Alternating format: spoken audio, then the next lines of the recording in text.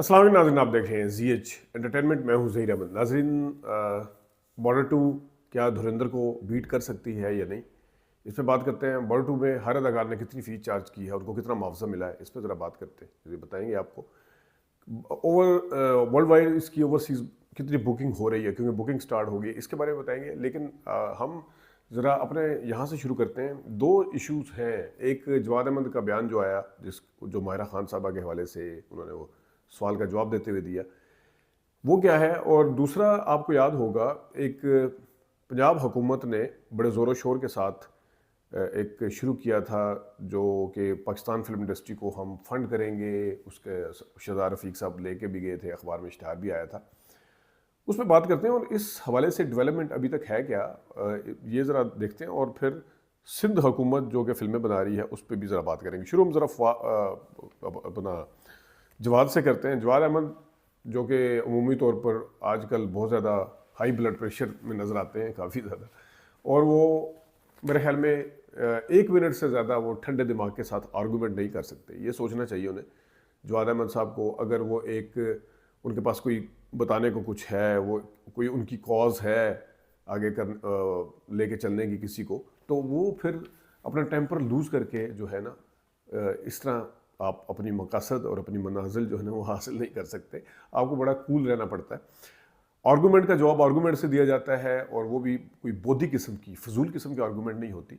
उसके अंदर कोई जान होनी चाहिए। अभी गुज़िश्ता दिनों में आपने देखा कि उसने सवाल किया जब लड़के ने, तो उसके जवाब में उन्होंने क्या क्या कहा। चले, जो भी कहा उनकी वो है, लेकिन किसी की ज़ात को बुनियाद बनाकर आप इस तरह की बातें करें, ये मेरे ख्याल में आपको ज़ेब नहीं देता है। एक तरफ आप कहते हैं, आप अपने ऑडियंस को, अपने सामीन को या नाजरीन को आप कहते हैं, या अपने जो वहाँ पे लोग आए होते हैं सुनने के लिए, कि देखें आपको ये आज़ादी हमारी वजह से मिली हुई है, ये फ़लाँ चीज़ हमारी वजह से मिला हुआ है फ़लाँ। तो उसके एवज़ आप ये किसी के ऊपर ज़ाती इल्ज़ाम लगा देना, ये मेरे ख्याल में ज़ेब नहीं देता है। अगेन उन्होंने जो बात की कि बुरका जो है वो एक इज़्ज़तदार ख़वातीन पहनती हैं, और माहिरा खान अगर बुरका पहनेगी तो वो डांस कैसे करेगी। तो ये एक, अगर मतलब लॉजिक अगर देखें, अगर सिर्फ आप ये बात इस हद तक कहें कि बुरका जो है उसके साथ डांस नहीं हो सकता, फिर एक बात है। लेकिन पहले आपने उसका एक जुमला बोला कि इज़्ज़तदार ख़वातीन पहनती हैं। हालांकि मैं, क्योंकि ये एंटरटेनमेंट का चैनल है, मैं शोबिज़ से हट के उस तरफ किसी और तरफ नहीं जाना चाहता।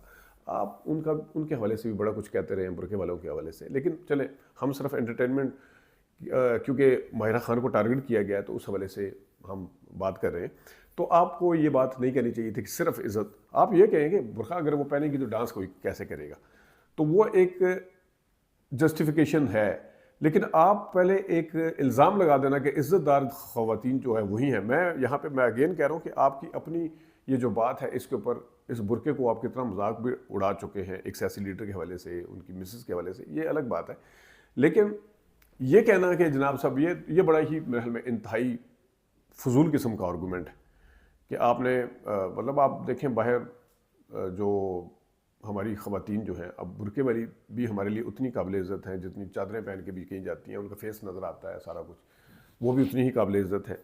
तो ये कह देना कि सिर्फ उनकी इज़्ज़त है, बाकियों की नहीं है, तो ये मेरे ख्याल में एक इंतहाई वो है। और ये एक, इसके अंदर आपको एक बुग़्ज़ नज़र आता है या कीना नज़र आता है, क्योंकि आपकी अपने आर्गूमेंट, आप 5 मिनट पहले जो बात कर रहे होते हैं, सिर्फ 5 मिनट के अंदर अंदर आप उसके बरक्स बात कर जाते हैं।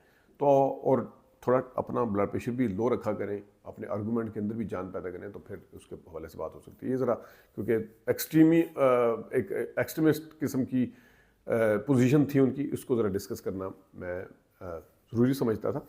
अब आते हैं ज़रा, आपको याद होगा कि हमने नदीम मंडीवाला साहब का इंटरव्यू भी किया था, उस हवाले से बात भी की थी। वो भी थे जब पंजाब गवर्नमेंट ने अनाउंस किया कि हम अपने कल्चर को प्रमोट करने के लिए और हम अपने सिनेमा को प्रमोट करने के लिए फ़िल्में बनाएंगे। एक इश्तिहार आया था, उसके क्वाइफ जमा किए गए थे, उसकी सारी मतलब डॉक्यूमेंट्स वगैरह लोगों ने जमा भी करवाए थे। उसमें शहजाद रफ़ीक साहब का भी हमने इंटरव्यू किया था, क्योंकि फिल्म इंडस्ट्री के उसके अहम ओहदे पे हैं और वो इसमें आगे आगे भी थे। लेकिन उस हवाले से अभी तक हमें कोई डेवलपमेंट नज़र नहीं आई। अभी तक हमें कुछ नज़र नहीं आया कि कहाँ पे वो रेलवे ज़मीन के हवाले से छोटे सिनेमा बनने थे, कहाँ फिल्में बननी थी, वो फिल्मों में कितने प्रोड्यूसरों को पैसा मिला है या डायरेक्टर्स को जिन्होंने अपने अपने नाम जमा करवाए थे, उसके ऊपर डेवलपमेंट क्या है। ये मेरे ख्याल में आगे शहजाद रफ़ीक साहब को भी इसकी वजाहत ज़रूर देनी चाहिए, या कम से कम पंजाब गवर्नमेंट को उसका रिमाइंडर ज़रूर देना चाहिए कि देखें ये बात हो रही थी तो ये नहीं हुई। सिंध हुकूमत को देख लें, उन्होंने उनके जहन में पहले से था या उन्होंने बाद में प्लान किया, जिस तरह भी किया, उन्होंने एक फ़िल्म जो है मेरा लियारी वो बना भी दी है, जो बिनाज उसका पहले नाम था। तो और इसी तरह अभी एक और फिल्म लड्डू के नाम से जो है, जिसके अंदर काफ़ी भारी भरकम किस्म की कास्ट है, अबू अलिया उसको भी डायरेक्ट कर रहे हैं। तो उस हवाले से भी उन्होंने दो फिल्में, तो मतलब आप नाम भी सामने आ गए हैं, एक आयशा उमर साहिबा प्रोड्यूसर है, एक में इनका पता नहीं कौन है लड्डू का। लेकिन इसके अलावा जो कुछ प्रोड्यूसर को उन्होंने पैसे दिए हैं प्रैक्टिकली वो दे दिए हैं उन्होंने, तो वहाँ पे एटलीस्ट काम शुरू हुआ है। तो इस यहाँ पे भी आके इन्हें लाजमी बताना चाहिए कि क्या सूरत हाल है इस वक्त, क्या अपडेट्स हैं, वरना तो सिर्फ ईद के ऊपर ही बस इंतज़ार हो रहा होता है फिल्मों का, बाकी तो फिल्में ख़त्म ही है। अब आते हैं ज़रा बॉर्डर की तरफ, बॉर्डर 2 की तरफ। बॉर्डर 2 की जो ड्यूरेशन है वो बड़ी लंबी है, 3.25 घंटे की फिल्म है, तकरीबन 200 मिनट की शायद फिल्म है ये। इसके दो किस्म के ट्रेलर सामने आए हैं, टी सीरीज़ ने उसको रिलीज़ किया ट्रेलर को, और उसको लोगों ने देखा। वो एक ट्रेलर के अंदर तो सिर्फ म्यूज़िक के साथ गाना और जज्बाती किस्म के सीन है, जो कि वो मुझे अच्छा लगा ट्रेलर। लेकिन दूसरे में ज़ाहिर है पाकिस्तान के ख़िलाफ़, अगर अब मैं पहले हमेशा कहता हूँ, यहाँ पे मैं क्वालिफायर लगा दूँ, मैं कभी भी इस तरह की फिल्मों को प्रमोट नहीं करता जो प्रोपेगेंडा के तौर के ऊपर बनाई जाती है। लेकिन क्योंकि अब ये बनाई है, इस वक्त टॉक ऑफ द टाउन ये चीज़ है कि ये क्या धुरंधर से ज़्यादा चल सकती है। तो धुरंधर जिसमें पाकिस्तान का तज़किरा किया, बल्कि पाकिस्तान के अंदर ही उन्होंने दिखाया सारी बनाई, वो शूटिंग वगैरह के हवाले से हमने सारा बताया कि कहाँ कहाँ पे शूटिंग हुई है।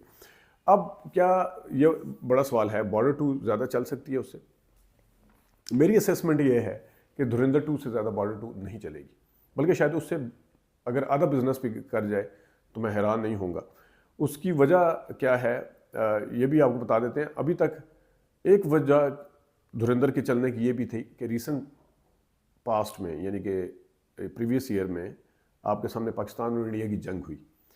उस जंग का जो नतीजा निकला उसके ऊपर मैं नहीं जाता, ठीक है। वो उम्मीद है कि आप 71 पे बार बार फिल्म बनाते हैं, या तो इस इंडिया क्योंकि छोटे छोटे वाक़यात पे फिल्म इंडस्ट्री जहाँ पे पाकिस्तान का नाम आए वो बनाता है, तो मेरे ख्याल में वो ऑपरेशन सिंदूर के ऊपर भी फिल्म ज़रूर बनाएगा कि वो कितना सक्सेसफुल रहा था। ये एक लाइटर साइड पे मैं बात कर रहा हूँ, तो उसके हवाले से उसको आप इग्नोर नहीं करेंगे जितनी इस टाइम जोश और खरोश आया हुआ है। लेकिन जो धुरंधर के चलने की बाकी सारी वजूहात अपनी बुनियाद पर, कि नई लोकेशन थी पाकिस्तान के अंदर, अक्षय खन्ना का किरदार, वो सारा फिर चैप्टर के तौर के ऊपर उसको पेश किया गया, 8 चैप्टर जिस तरह थे वो था। लेकिन उसमें ये प्रीवियस ईयर में जो एक गमो गुस्सा पाया जाता था, जो जंग के नताइज निकले हैं 5 तैयारों की या 6 तैयारों की सूरत में, उस वजह से लोगों ने देखा भी बहुत है। आप ये उठा के खुद इंडियन मानते हैं इस चीज़ को कि उनके जो अपने नेता कहते हैं, या प्रधानमंत्री, नेता सियासतदान प्रधानमंत्री जो है वो वज़ीर आज़म साहब, तो वो उसके ऊपर गुस्सा बढ़ा रहा है उन्हें। तो इस वजह से शायद वो ये वाला गुस्सा, ये वाला कैथारसिस वो सिनेमा पे जाके करना चाहते हैं, तो इस वजह से शायद ये है। लेकिन उसके चलने की एक वजह ये भी है, और अभी भी शायद दूसरे इसको जितना सराहा जा रहा है इसके ट्रेलर को, ये भी इसी सिलसिले की एक कड़ी है कि जनाब वो गुस्सा, गमो गुस्सा जो है अभी बाकी है। लेकिन मैंने जिस तरह कहा ना कि कुछ ज़रा आपको झलकियाँ उस ट्रेलर की दिखाते हैं जो गाने और इमोशनल सीन के साथ, हम उसकी नहीं दिखाएंगे जहाँ पे कोई नफ़रत है या मोहब्बत नहीं है, लेकिन वो उसका थोड़ी सी आप झलकियाँ देखिएगा। अपने हंसते थे दिल में वतन को रखने, सर पे कफन भी रखते थे, दिए जलते ही रहे, कुछ राम कभी लौटे ही नहीं, कुछ राम कभी लौटे ही नहीं। तो ये आपने देखा, इसमें आपको कुछ इमोशनल सीन नज़र आए हैं। मेरा अब मानना यह है कि धुरंधर से आधा बिजनेस भी शायद कर पाए बॉर्डर 2। 300 मिनट, क्योंकि उस वो चैप्टर के दरमियान थी, करैक्टर कुछ इस तरह के इंटरेस्टिंग हो गए थे कि जिससे आपको ड्यूरेशन का पता नहीं चला। इवन दूसरा पार्ट भी उसका बन रहा है या बन चुका है, उसी के अंदर 6 घंटे का शूट किया गया था।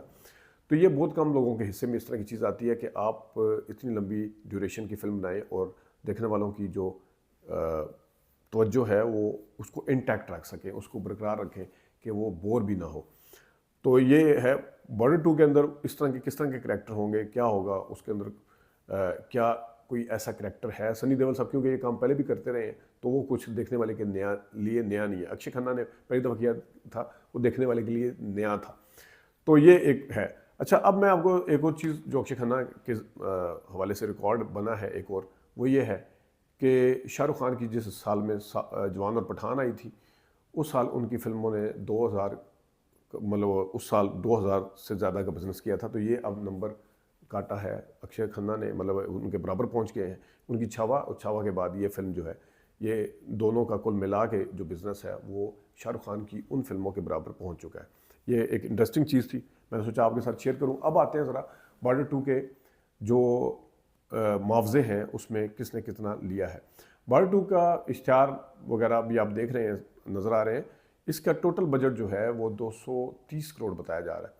वैसे तो रफली जो बताया जाता है वो 150 और 200 150-250 के दरमियान बताया जा रहा है, लेकिन टू बी वेरी एग्जैक्ट तो या इसको मैं एक थोड़ा सा वो करूँ तो 230 करोड़ इसका बताया जा रहा है। अब इसकी किस तरह से डिवीजन बाइफर्केशन किस तरह से है, ये अगर हम आपको बताएं तो उस हवाले से आप देखें, सनी देओल ने इसमें 50 करोड़ रुपये लिया है, वरुण धवन ने 25 करोड़ रुपये लिया है, दिलजीत दोसांझ ने 10 करोड़ रुपये लिया है, आहन शेट्टी ने जो है वो लिए हैं जनाब 5 करोड़, और इसी तरह सोनम बाजवा ने भी 5 करोड़ लिए हैं, और डायरेक्टर की जो फीस है वो 15 करोड़ है। अदर जो टेक्निकल सपोर्ट है वो 10 करोड़ है। प्रोडक्शन वैल्यू जो है वो 70 करोड़ है, और इसकी जो प्रिंट और उसमें एडवर्टीज़मेंट होगी वो 25 करोड़ है, और म्यूज़िक और सिंगर जो हैं वो इसके 10 करोड़ का नंबर आ रहा है, 10 करोड़। तो ये इसकी टोटल जो है इसकी कास्ट है बॉर्डर 2 की। अब ये किस तरह वापस आएगी नहीं आएगी, कितनी देर में वापस आएगी, इसके हवाले से भी ज़रा देखेंगे। और इंडिया में अभी एडवांस बुकिंग जब 4 दिन रह गए थे मंडे को, अब तो 2 दिन, कल 1 दिन रह गया आने में, 4 दिन रह गए थे, तो वर्ल्ड वाइड यानी ऑस्ट्रेलिया के अंदर इसके टिकट जो है वो बड़े अच्छे बुक हुए, यानी कि हर 1 घंटे में 2000 टिकट जो है वहाँ पे बुक हुए। बल्कि ये वाला इंडिया ने बाद में बुकिंग खोली है, ये ऑस्ट्रेलिया का ओवरऑल आया कि वहाँ पे अच्छी बुकिंग हुई है। कनाडा में सिनेप्लेक्स की जो सबसे बड़ी चेन कहलाती है, कनाडा में इसकी कोई अभी उस तरह से एडवांस बुकिंग उन्होंने शुरू ही नहीं की है। वो क्यों शुरू नहीं की ये तो वही बता सकते हैं। तो बाहर मुल्कों के हवाले देखने के बाद, क्योंकि पाकिस्तान में नॉर्मली ट्रेंड रहा है 1-2 दिन पहले एडवांस बुकिंग शुरू होती थी जब सिनेमा अपने अरूज पे था। इंडिया में क्या ट्रेंड है मुझे नहीं पता, लेकिन मंडे को उन्होंने जब देखा कि वर्ल्ड वाइड या दूसरे ममालिक में इसकी हो रही है एडवांस बुकिंग, तो उन्होंने भी खोली। यहाँ पे अलबत्ता ये नंबर आया कि 2000 टिकट जो है पर आवर इसकी सेल हुई है। तो ये कुछ फैक्ट्स एंड फिगर थे, इस हवाले से आपको बताना था। अपना ख्याल रखिएगा, अभी तक इतनी इजाज़त दीजिए।